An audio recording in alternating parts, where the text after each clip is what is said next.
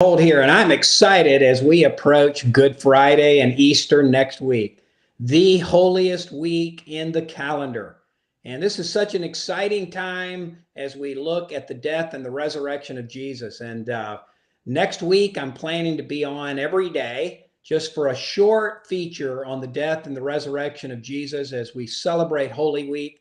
And I have the privilege of having with me Dr. Rich Saplita, and I'm going to bring him into the studio in just a second. But first of all, I want to give a huge shout out to Richard Mata.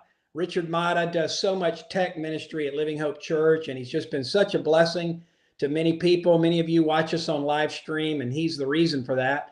But he's also introduced me to this new technology called Restream, which allows us to do these devotionals and be on multiple social media outlets. So I'm going to bring in Richard Mata. Hey, Richard. Want to thank you, buddy, for just how much you've done to bless so many people. And I mean, we hear from people all over the world, don't we, that are watching us and the devotionals and the services at Living Hope. And you've been a huge part of that. So thank you. And if you want to say anything to folks out there. I just want to wish them a blessed Easter week ahead. Awesome. Well, thank you, Richard, for all you do. You've been, you're one of those people. I say you're the unsung heroes of ministry. The guys that are behind the scenes and do stuff that I certainly don't know how to do. And thank you for teaching me the few things and helping me to utilize these great resources that God has provided. Mm-hmm. Thank you. All right. Well, I'm going to bring in Dr. Rich Saplita. And for some of you that don't know Rich's story, just an amazing testimony of God's grace. And he was a psychology professor at the University of Georgia. He's got a PhD in psychology, specializing in neuroscience. And he used to be an atheist. And I call him an evangelistic atheist. He was one of these guys that not only was he an atheist, but he tried to pull people out of Christianity and become atheists. And we were doing an outreach at the University of Georgia years ago, and he was out there with a sign, "Ask an Atheist." And we began a friendship, and he has since become a believer in Jesus Christ, got his master's in Christian apologetics. And one of his real specialties, I mean, he's got a lot of specialties.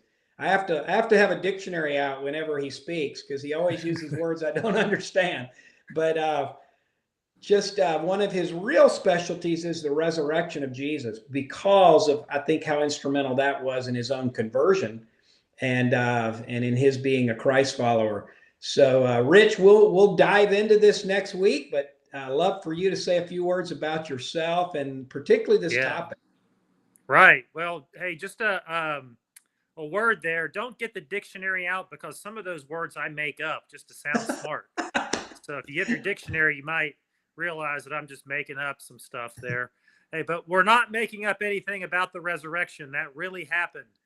And in the words, I think it is of Lee Strobel, the resurrection is the linchpin of Christianity. It's if like Paul said in 1 Corinthians 15, if Christ is not raised from the dead, we Christians of all people are the most pitiful. But in fact, Christ has resurrected from the dead. And so I'm really looking forward to making that case, because you know what? It's not just a faith claim. We do ultimately take it on faith, but there are very, very good evidences, great evidences that point to the crucifixion, burial, and bodily resurrection of Jesus. That reminds me, Rich, in Hebrews 11, it says, faith is the substance of things hoped for. And I love that, because it says to me, there's substance to our faith. It's not this, throw your mind out the window and try to convince yourself something's true as if it's faith in faith. But it's faith in a historical person, historical events, archaeological evidence, intellectual evidence. And that's what I love about Christianity. I gave the illustration last week in our apologetics class that when I first moved from Georgia to Minnesota, I had never experienced a frozen lake.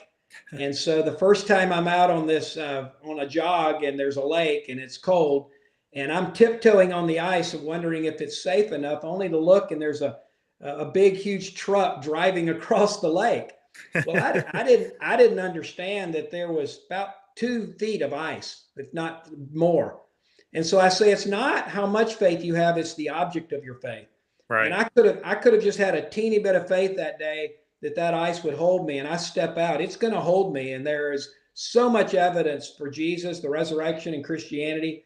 But if I had a huge amount of faith and I'm stepping out on a lake in Georgia that just has a thin layer of ice, I'm going to sink.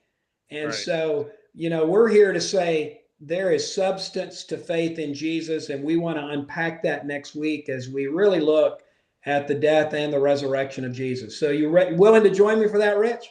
Yeah, absolutely. Look forward to it. All right. So we'll announce what times we'll do that. Stay tuned. Look forward to it. Hope to see you all then.